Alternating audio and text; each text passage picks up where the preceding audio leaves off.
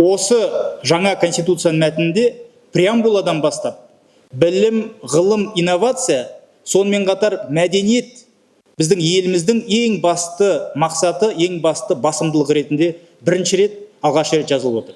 Енді жасыратыны жоқ, біз көбінесе мәдениетті қалай қабылдап келдік? Мәдениетті біз концерт, әлде театр, міне осы шеңберде ғана қабылдадық. Бір рухани, бір рухты көтеретін шаралар сияқты қабылдадық. Бірақ ол дұрыс емес. Өйткені мәдениет дегеніміз ол біздің ұлттың бірегейлігі. Ол ұлттық код.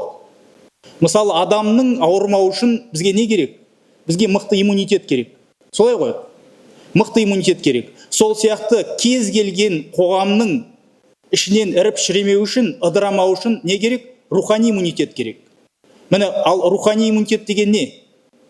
Рухани иммунитет деген ол біздің әдеп ғұрпымыз, біздің салт дәстүріміз, біздің ырым тыйымымыз, біздің ана тіліміз, біздің тарихымыз, біздің мәдени мұрамыз.